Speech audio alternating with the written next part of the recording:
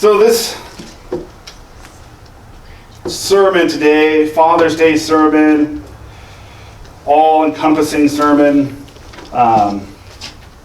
is going to be one that's heavy on my heart, and I don't know how much I will use my notes, probably quite a bit, because I want to make sure it comes across correctly. But I did receive a paper from my daughter before we get into all that they did in Sunday school.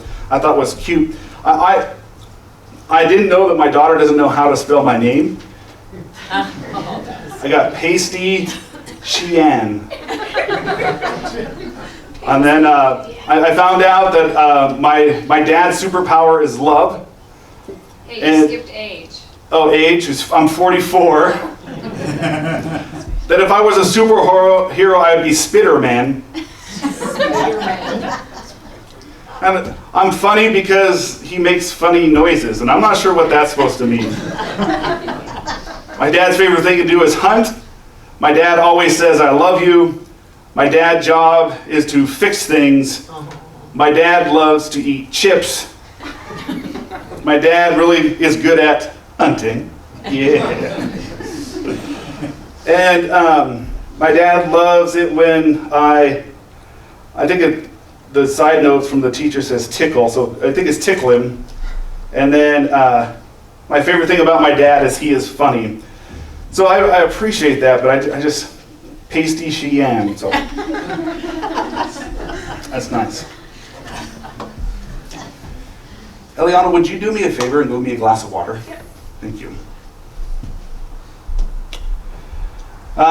So here we are at a difficult place for me. I told you last week that I'm going to share a sermon with you called The Man in the Middle, and really dealing with where I am at in society and what's going on in society. I just want to make sure, that volume's going, because somebody told me this week that watches on the internet, if I mess this one up, they'll be really mad at me. So we're recording and we have audio. So just double check it. And really, we are in a very trying time in our society, in our country, a very divisive time. Lines are being drawn, and we are asked to hop on one side or the other. And if you don't hop on one side or the other, then the other side accuses you beyond the other side. So where are we at? Where should we be at? I can just answer for me and some of the things that I've been dealing with. A few weeks ago, I listened to a sermon or an interview from a pastor in Seattle that really made my blood boil. Made me mad. I don't know. Maybe I'm not the only person that just gets mad at things. So if you look at me and you think, "Oh, that guy never gets mad," then I just broke your thoughts of me. And my wife says it only happens once in a year. But I listened to this interview, and I was frustrated.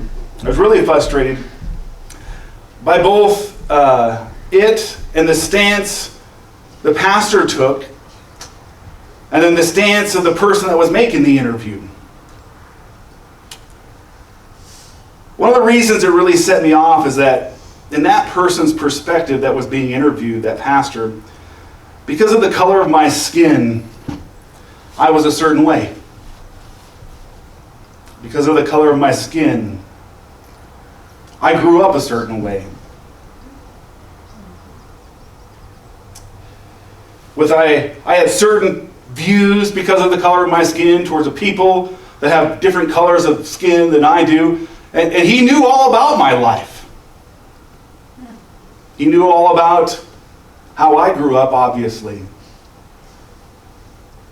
And the reality is, it really frustrated me that somebody would sit and make a judgment about me by the color of my skin, who I am, when they have no clue how I grew up.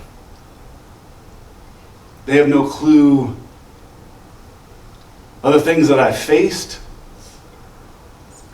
of my personal hardships. And I get so frustrated by people looking at people that look a certain way and just make those kind of judgments.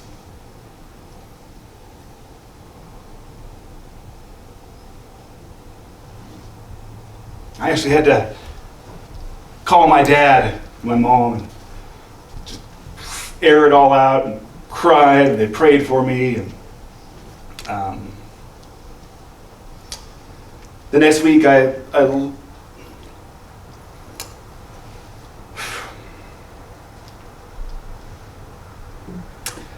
was encouraged as an AG pastor to brave and address the issues that are facing and what's going on from the pulpit without consideration for personal cost. The problem I had with this encouragement is that I don't think they would like the things that I would say. And they're probably not the things that they would expected me to say.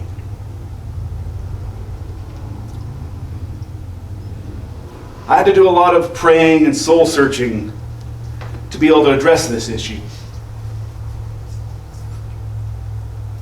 Last week I was listening to a political commentator on the recent issues facing our country, and he was angry. He was frustrated that pastors were not standing up and that the church was not standing up for his version of what was right. Now here I am, chastised by both sides of the same issue for not standing up for what is right and true. But according to who? If I stand completely one way, I separate myself from one side and I'm looked at as racist and wanting to hang people of dark skin from a tree. If I stand on the other side, I look like I'm bowing to the mob and not caring about the rule of law and not standing for freedom and contributing to the downfall of our country.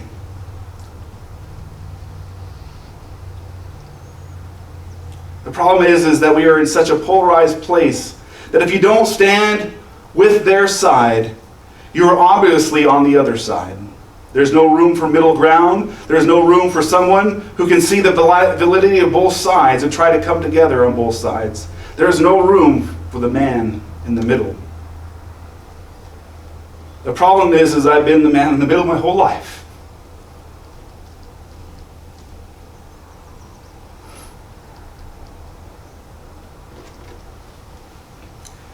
In half my life, I didn't realize there was two sides to be in the middle of.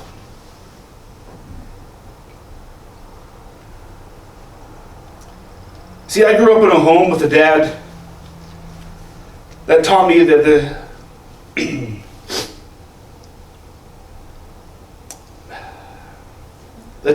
these sides of the issues weren't just right and wrong. I grew up with a dad in the middle.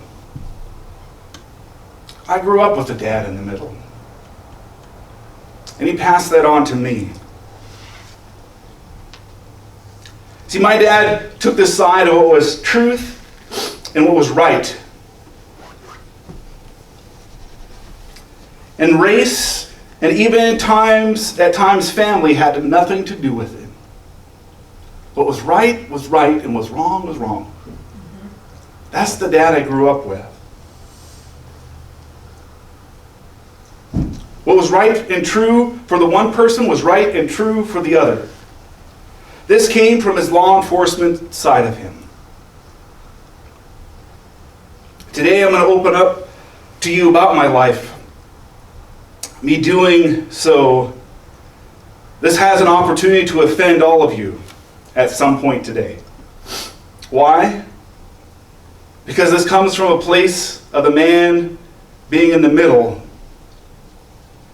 And being in the middle has a way of being an equal opportunity offender.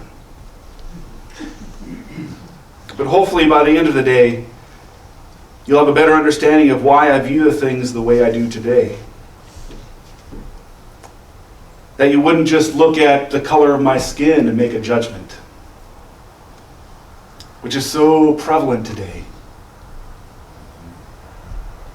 But I get this from my dad.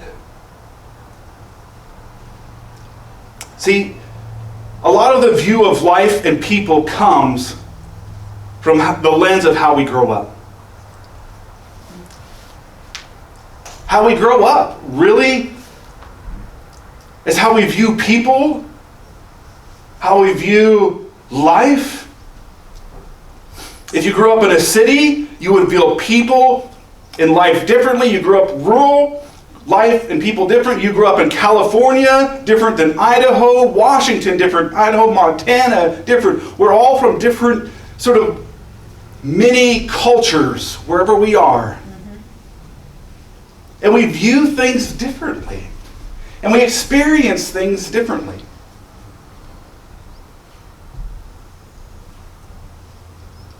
So here's my story. Here's how I grew up. I grew up on the Flathead Indian Reservation in Montana. My mom is white. My dad is Native. He's a tribal member. And with this info to start us off, I want to start to tell you a little bit about my dad. Because it shaped a lot of who I am. My dad shaped a lot of who I am today. Those of you who have met my dad, you probably see it.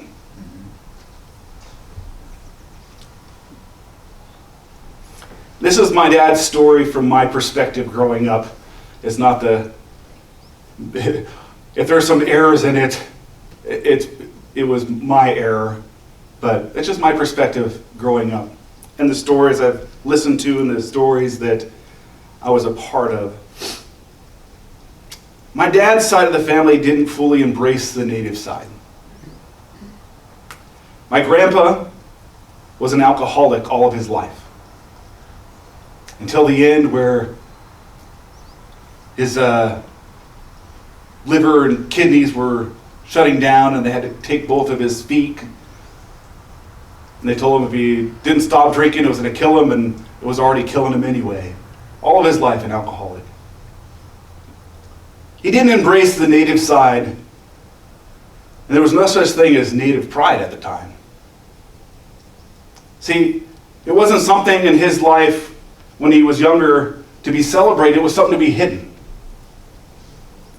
One of the big reasons was that a lot of the bars would have signs on them that said, "No dogs and no Indians." So why would an alcoholic embrace that side? When you walk in, but you couldn't even walk into a bar.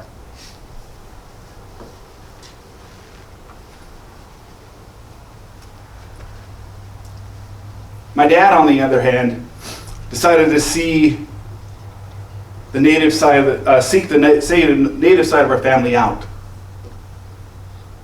He was heavy into the Native religion and culture in my younger years. Powwow, sweat lodges, and Native regalia were part of my early childhood. My dad is a sun dancer. What that meant was, I'm not sure if you guys are familiar with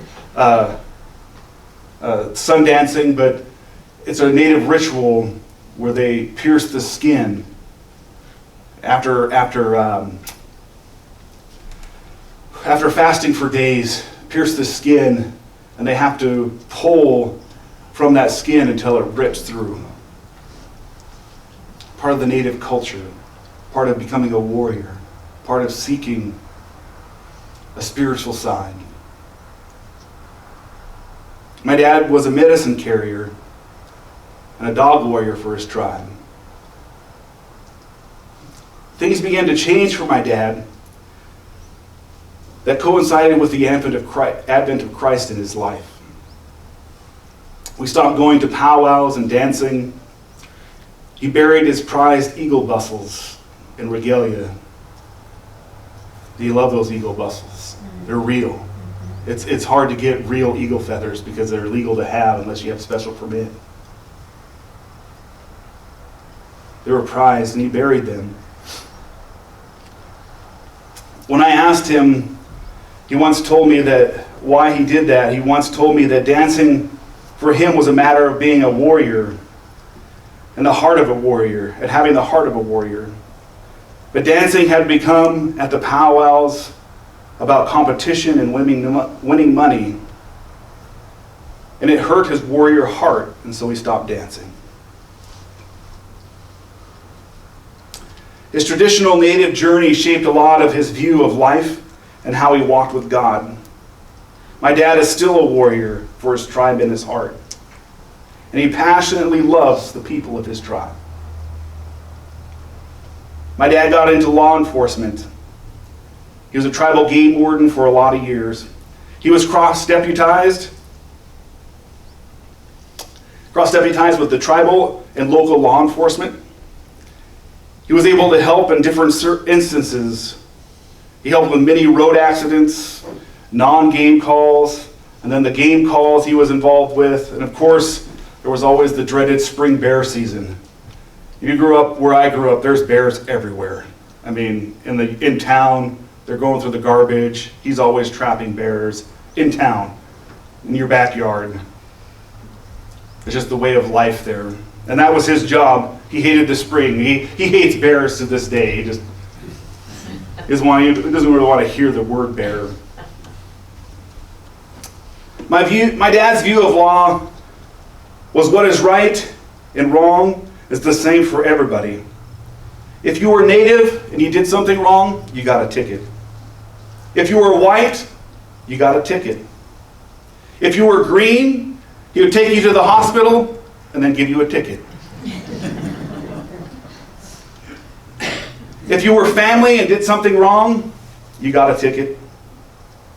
If you were dating his son and took his own kids to the lake without a permit to do so, you got a ticket. He was an equal opportunity ticket writer. He worked hard to foster great relationships with state and local law enforcement. One of the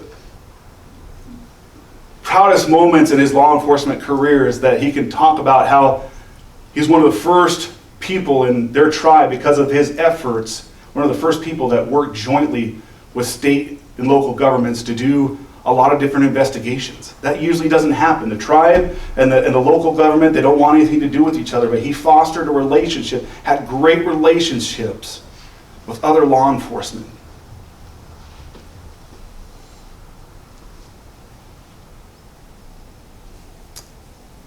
What was right was right, what was wrong was wrong.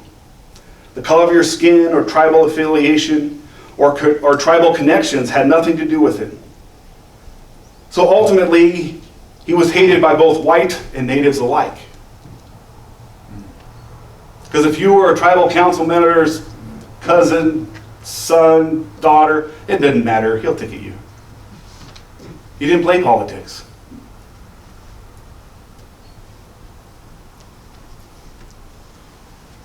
He worked hard to foster relationships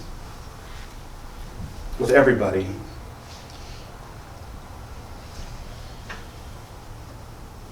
He at times experienced racism from both sides.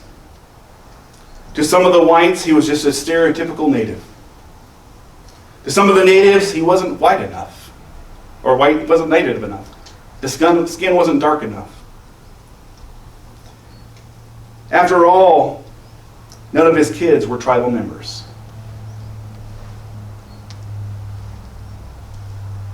I don't know if you know that of me. Some people assume that because I grew up on the reservation and my name is Cheyenne, that I'm a tribal member. I am not a tribal member. My dad is. I'm what they call a first-generation descendant.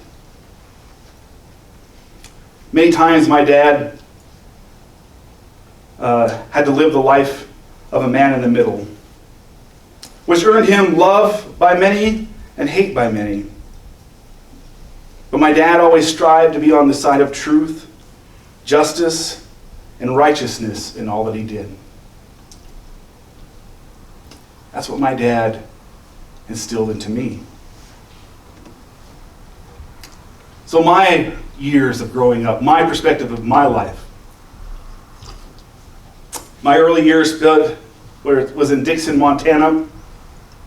We lived in what, in my day, we called the projects. It was Indian housing. We just called them the projects. That's where I grew up. I would drive my big wheel until it got stolen. You know those big wheels, the three-wheeler, big wheel in front. I would fish in the drainage ditch with a stick of yarn and a can top. I don't remember if you're old enough to remember that pop cans used to peel the top off, right? It wasn't like pop open, you peeled the top off. We'd use those peelings that looked a little curled, we'd tie yarn on them, and we'd fish. We didn't ever catch anything in the drainage ditch. We played in the playground next to my house. Although there was great memories, there was some darkness too. This part of my life was all before kindergarten started for me. I have memories of that. I'm not sure if everybody else does, but I have memories. It was at this time I had my first visualizations of sexual acts permitted by other people. My parents, I don't even know if they realize this or know this, but even at that young age, I was taken into a tent of our neighbor and watched sexual acts happen between two people.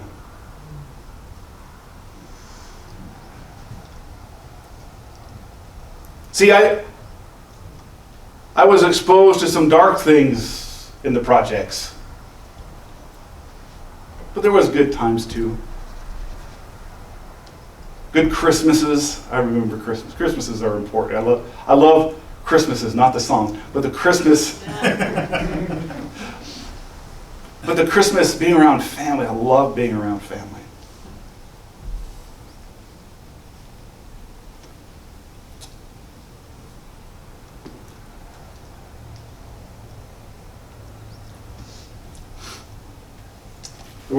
I even remember at that time, my first pike fishing story, Benny, was before kindergarten. I watched my brother reel in a pike. He was so mad that he couldn't get cast out, and it was like going like right next to the shore, and this pike come by, grabbed it, and caught a pike. I remember that.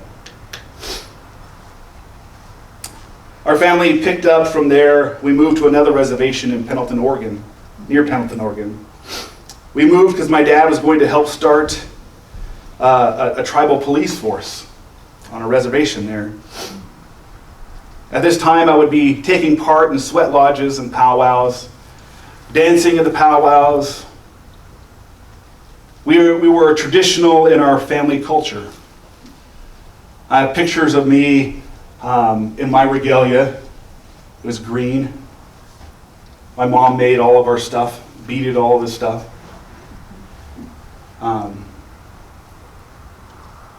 I'm not sure if you've ever seen the movie A Man Called Horse. It actually has some sun dancing in that. But my brother posted a picture of that. I think I've shared it with the church a few years ago. That posted that picture online and said, "Look, A Man Called Horse," because I was a white kid amongst these native kids, and we're all hands up and we're dancing together. And we're just having a good time. Because for me, I had no clue about colors being different, right? I didn't grow up that way. I grew up native, or white, or native white, I don't know.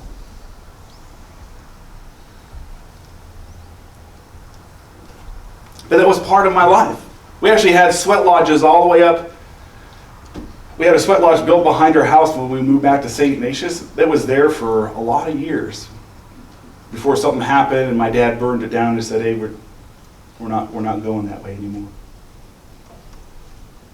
I remember in those sweat lodges of the hot rocks that we build, and I still build my fires the way that my dad built his sweat lodge fires to put the rocks in.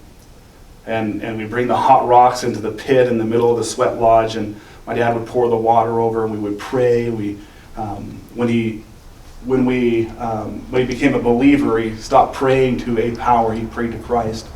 I remember it being so hot as a little kid, I was always told to go alongside the bottom, so the dirt and and you can breathe right there. It's the coolest spot. And so I'd lay in the corners of the sweat lodge just to breathe. But my dad taught me about spirituality.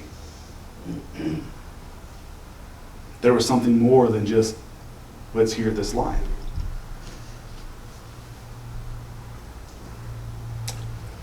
Because of a false accusation lobbied at my dad in Pendleton, he lost his job. We moved back to the Flathead Res halfway through my kindergarten year.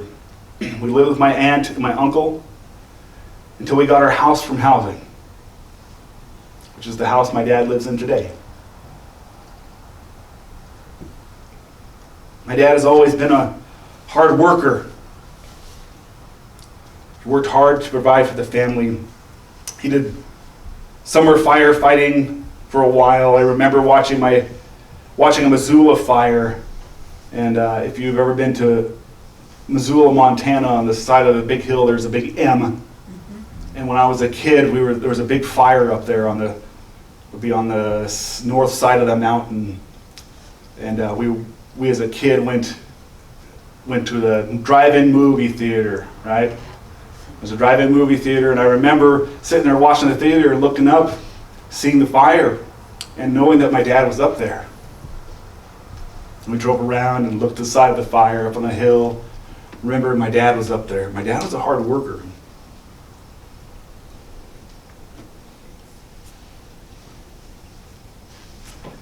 But never in these times of growing up did I ever feel like I wasn't white enough, or that I wasn't Indian enough.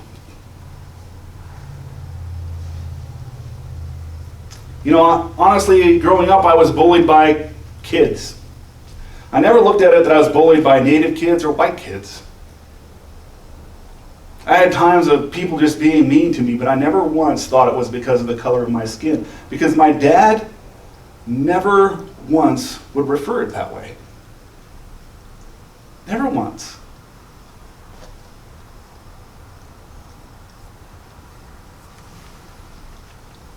I had Native friends that lived in housing. I had Native friends that lived outside of housing. I had white friends whose dad was a doctor. And I had white friends that were dirt poor. That's my life. I was once shot by an Indian. It was my best friend. The gun went off when we were hunting. It was an accident. But never once did I think he thought I was white, and so he shot me. I never, growing up, I never thought that way. I never seen people that way at all.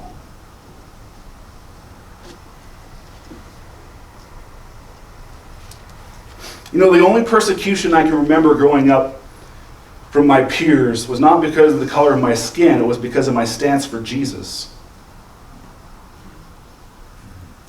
When I would stand for Christ, when I gave my life to Christ and I began to stand for Jesus, that's when I began to feel like I was picked on more, I was bullied more.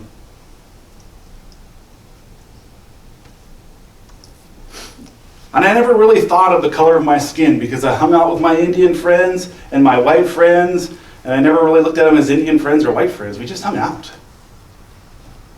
So we're just people. We're just kids. We just hung out. Sure, they would tease me for being white, but that's what I do. I tease them for being Indian and tease the whites for being not Indian, and we were sarcastic. It's like Mike and I. We're sarcastic to each other all the time. It's because we love each other, right? It's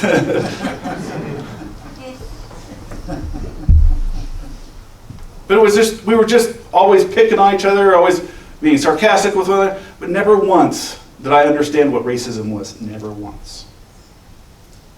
And then came to my high school years and getting ready to go for college. And I faced something I've never faced really before, a box. Filling out college applications, filling out scholarships. I was supposed to mark a box of my race. I had no clue what to write.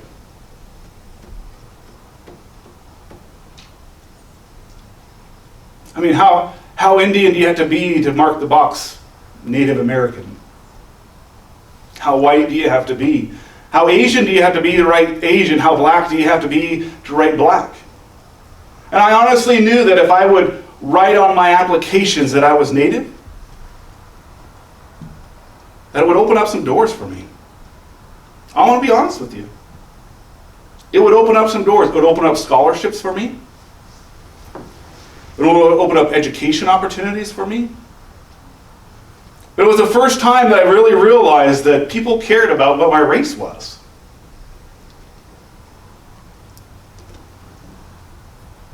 You know, I grew up with a lot of privilege.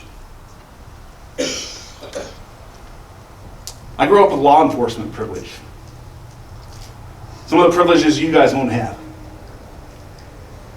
When I got pulled over by anybody, whether it was an Indian officer they called IOs, or any local or county cop, when I got pulled over, I got free. You know why? They'd ask me, "Are you Mike McKeltry's son?" "Yes." "Slow down. Give me my stuff." I'd go on. Trust me, I got pulled over quite a bit. It didn't serve me well when the state cops came by, though. The state cops always gave me a ticket. Because with them, I didn't have the privilege of, they didn't understand the privilege that my dad is a law enforcement. Don't you know that? And he had a great reputation within the law enforcement community. I grew up, I know this is going to be offensive to some, I grew up with Native privilege.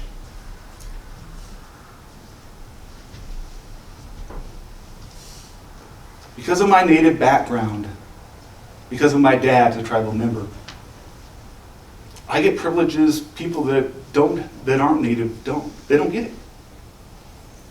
I grew up with free health care, free dental, free eyes, stuff. My dad got paid several times a year for just being Native. You know what? It's a privilege. It's not a privilege I'm embarrassed of. I'm not saying, I'm not apologizing for that. Because honestly, it's part of who I am today. I am thankful that commodities were there for our family because we had nothing to eat. I was thankful for the times that we were able to pay with food stamps. You know, my parents never once made it seem like we were odd because of those things. But I look at it as a privilege. I live on this reservation, guess what? I can go to the medical center, I get free health care there. Free dental there. I look at it as a privilege. And I'm thankful for it. I'm not embarrassed of it. I'm not too proud of it. It has helped me become the person I am and to go from a life of poverty as a kid as a stepping stone to something greater for my kids. I think that's the intention and the purpose of it, right?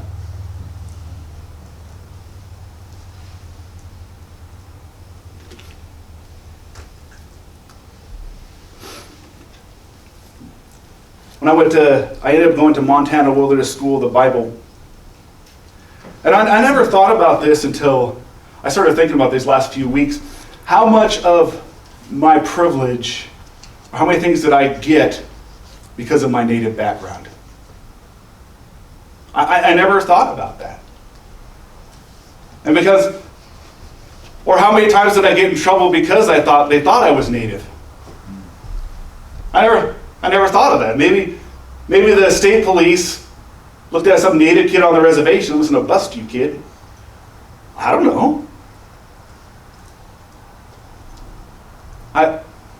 I got free tuition with the second half of Montana Wilderness School of the Bible. Was it because I was native? Cheyenne from a reservation? Was it because they just knew that I needed help? And they would do it for everybody?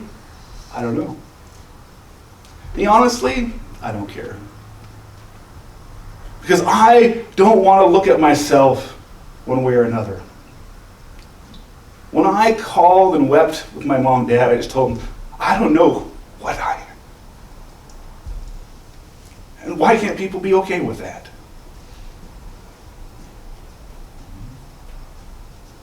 Am I biracial? I don't know, how much of a race do you need to have to be racial of some sort? I don't know.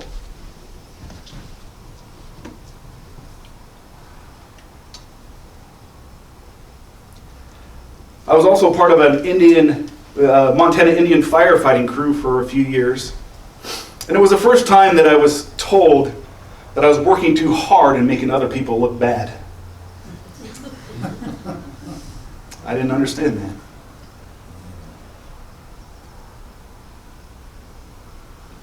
I never grew up looking at someone's color as the dictator of their value.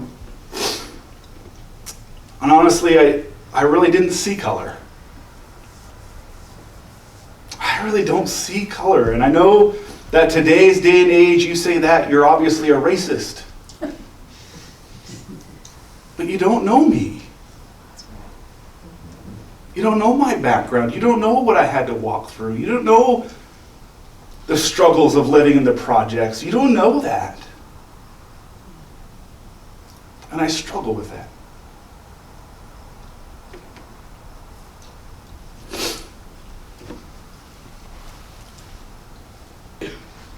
And honestly, the only time I really started thinking in the thought process of color is when I moved to North Idaho. I didn't know they had white supremacist parades. That's dumb. Why would people think that? A bunch of idiots walking down the street. That's my thought. That was it for me. My friend Kevin, who's our, Hispanic / Asian friend, we played softball together. And I've told some of you guys this story, but he had a great friend from Spokane that he invited to come play on our church softball team. And we're playing half the season. He's a great guy, didn't love Jesus. We were using it as an outreach for him. And I was sitting there talking with Kevin one day, and he goes, I was talking to so-and-so, I don't want to use his name. I was talking to so-and-so and said, we even have our token black guy on the team. And I looked at Kevin and said, we have a black guy on the team? He said, yeah, so-and-so. I'm like, he's black, isn't he? I had no clue. Because I didn't look at him that way. I was never programmed to look at him. My dad programmed me to look at people as people.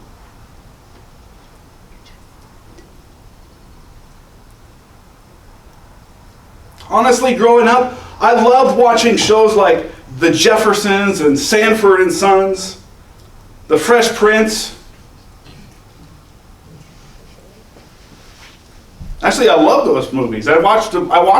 Those TV shows. Moving on up to the east side. I didn't know what it was all about. It was just people laughing.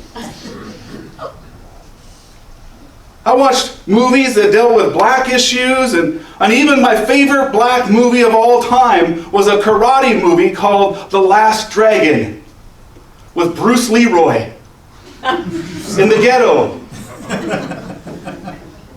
That movie got me into a lot of trouble. I did not know the N-word was bad. And when you move to North Idaho and you say phrases from that movie, people look at you funny. I didn't know.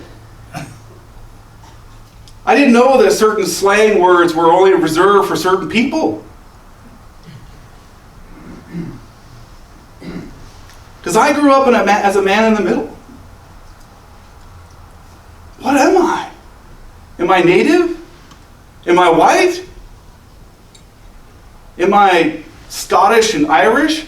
I don't know. McElderry is my last name.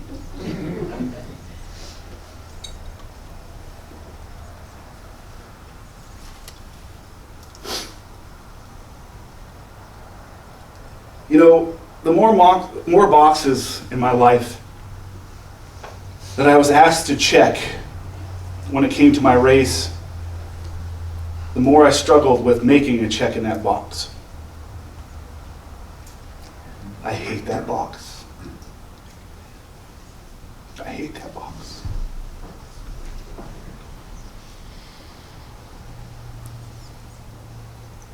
You know, moving back to the res has just amplified it more. Because now I'm asked if I'm native. I have to try to make excuses why I'm not native enough.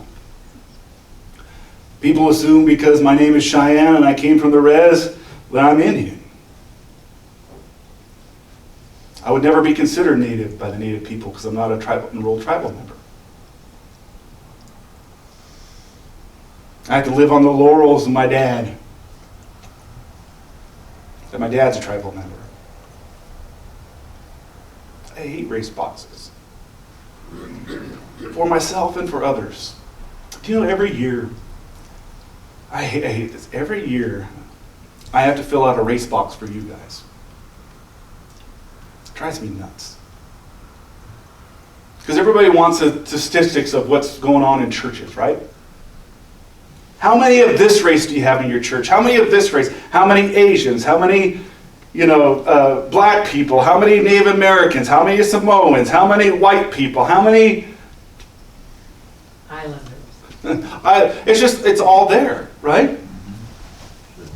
And I look at it and I go, how am I supposed to make that choice for you when I can't make that choice for me?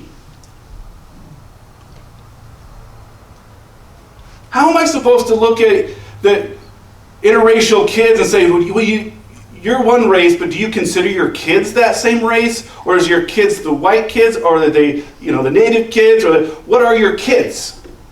And so am I supposed to go and interview everybody in our church and say, what race are you? What do you consider yourself?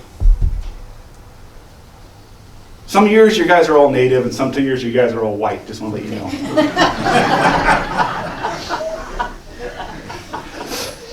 Because I have to do the same box every year for my credentialing. Some years I'm white, and some years I'm Native American. This last year, the AG lost a Native American pastor, but they gained a white one.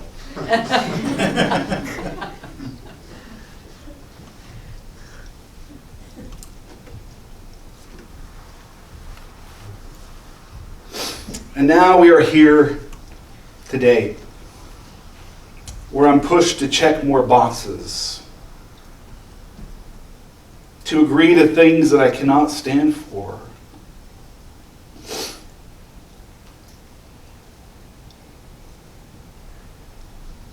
They are not the truth that I know, and it's not the way I was raised. I want to walk in truth and in love.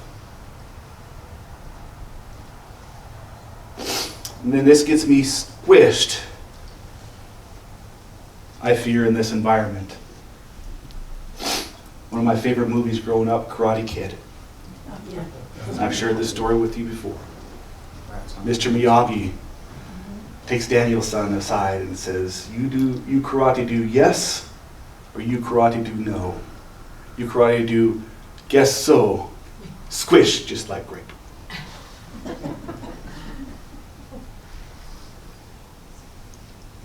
Sorry if I culturally appropriated the words. But here's the deal. Today it feels like to be the man in the middle is squished just like grape. Everybody wants me to take a side. And I want to be honest with you. Both sides have valid points. Because you know what? I do not have a clue what it's like to be a black person growing up in the inner cities. I do not have a clue what it's like on a daily basis for them. I have some ideas because I grew up in the projects myself. But I don't have a clue. And I don't want to make that judgment that says, well, you're just wrong because it's not that way in my life. Because we all view things from the lens of where we grew up. You may grew up in an all white, all native, all black, all Asian, all community, and that community was different. And that is okay. Our differences are amazing. There's no way you should have to apologize for being black, Asian, white, or any other race. You should not have to be apologized for the color of your skin. This is the way God has created us. And you know what?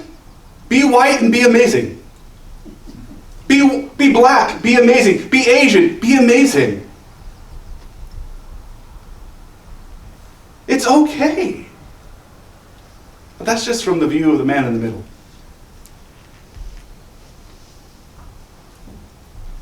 Because I don't want to see you guys as a race or white or Jewish or whatever. I want to see you as people. So I learned one thing growing up when I gave my life to Jesus Christ.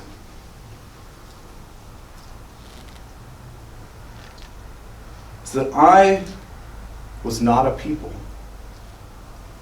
When I gave my life to Jesus Christ, the Bible says, now I'm part of the people of God. Amen. And for me, it's not about my race.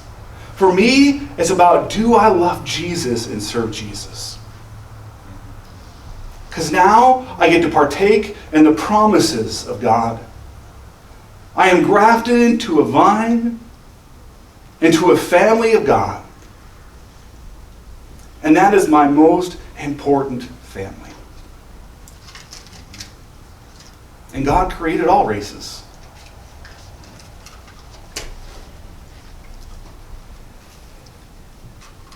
I'm the man in the middle, thankful for a father that is in the middle. And that's okay.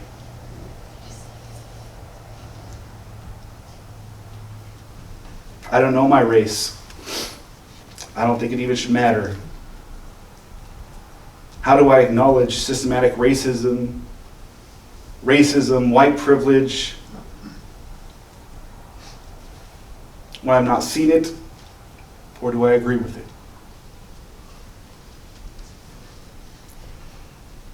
How do I let people of all colors know that they matter? How do I let people of all colors know they are loved and that they need Jesus?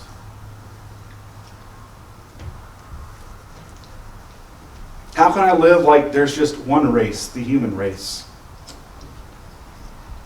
And honestly, I don't have all those answers yet. I just want to love Jesus and love others. And I'm trying my best to do so.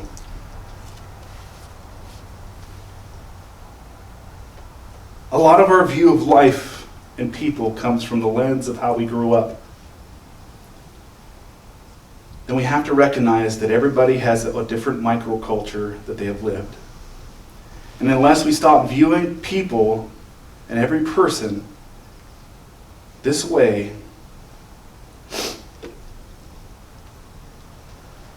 and asking them to see things the way we see them and experience them, then we'll be at odds with each other. If we require people to see it our way, we will always be at odds with one another. This is what the Bible tells us. Romans 13:8. Love one another. It says this, owe nothing to anyone except to love one another. For he who loves his neighbor has fulfilled the law. Loving doesn't mean you have to agree with them. Loving people doesn't mean you have to accept what their view is right. We can still treat somebody with respect and kindness and disagree. We can do that. That's my view from the man in the middle. You know, I can love the people from the Black Lives Matter movement. But I don't have to agree with what they stand for or kneel in penance before them. That's right. I can understand that they're hurt and they feel wronged.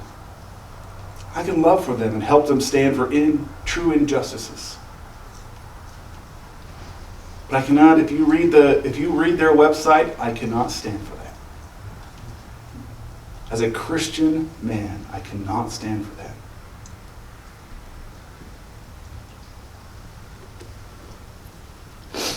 We're also told to love your enemy and bless those who persecute you in Matthew 5:43-48. See, shouting at each other does no good. We need to find common ground of peace and listen to each other, not assume that your microculture is true for everybody. And if right now you are feeling like I have felt, like there is this tension and there are lines drawn, and if you find yourself in your own view of things on one side or the other, the Bible still says, love your enemy. What do we do in these times of tension? We love each other. We listen to each other. I know you love your kids. And when you have to sit down and talk with them about hard things, just because you love your kids doesn't mean they're right. Just because you love your kids doesn't mean you're right. We have to be able to sit down and have good, meaningful conversations. And if people persecute you because of your stance, bless them. Bless them. Because it's so easy. What we want to do is curse at them. Tell them how wrong they are. That is not me. I know I struggle with that. But the Bible tells us to bless them. Just the opposite of our natural inclination, right?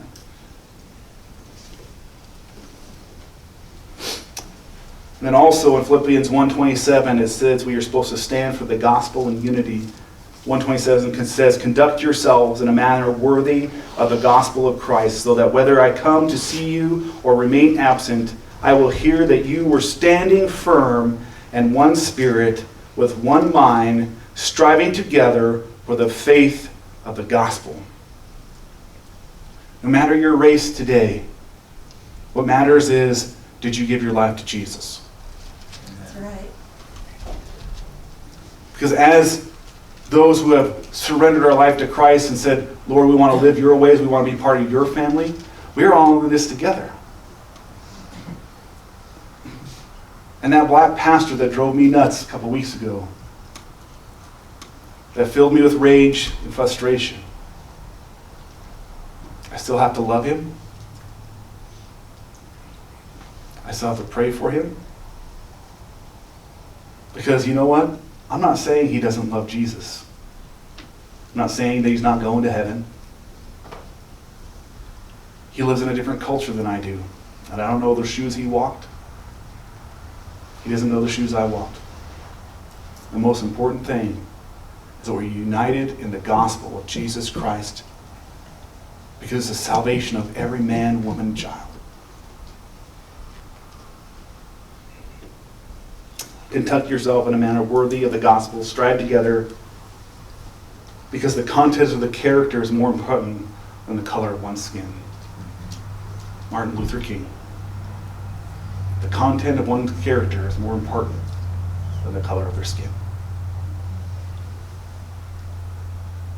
It's not even popular to believe that anymore.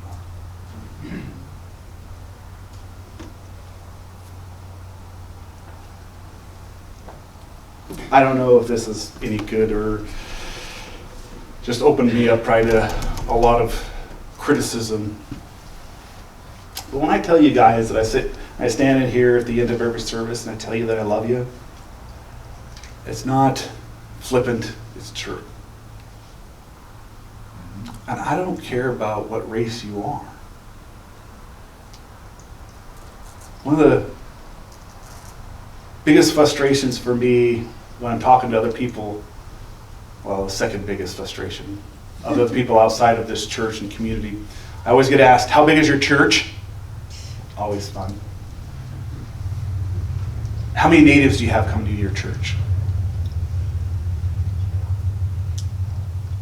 And I tell them, we have native people that come to our church.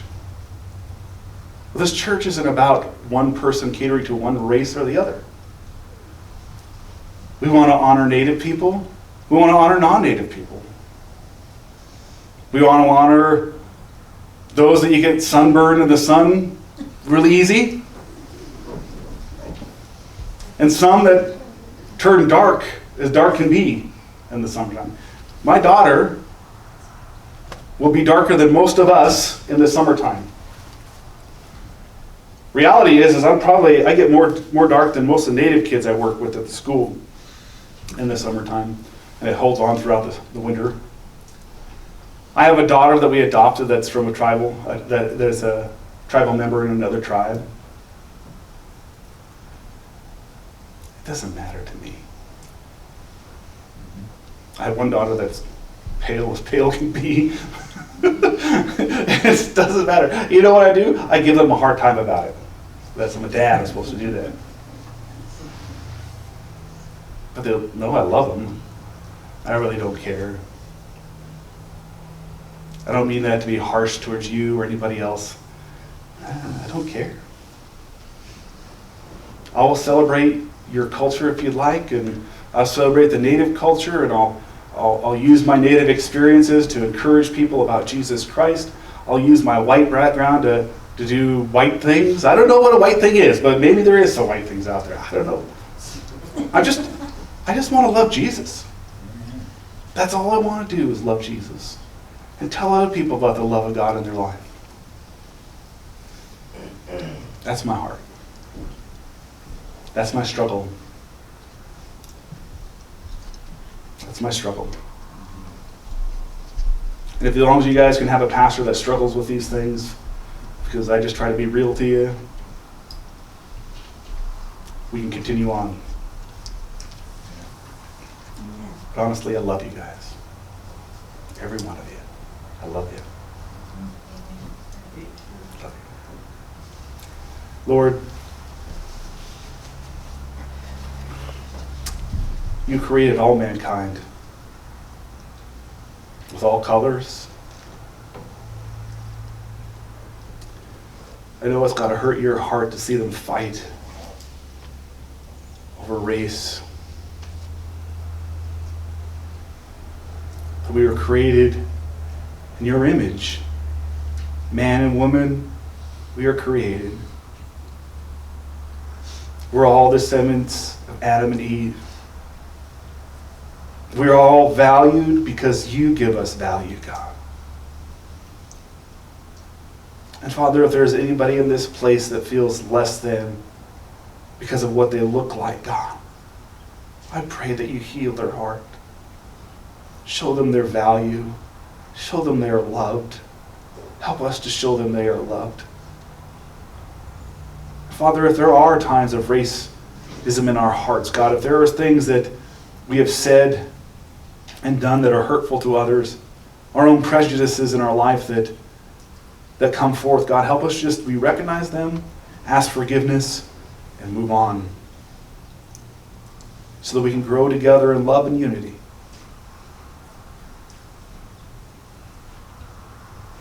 Father, help us to let go of the past, to strive to the future, to love one another as you have called us to love.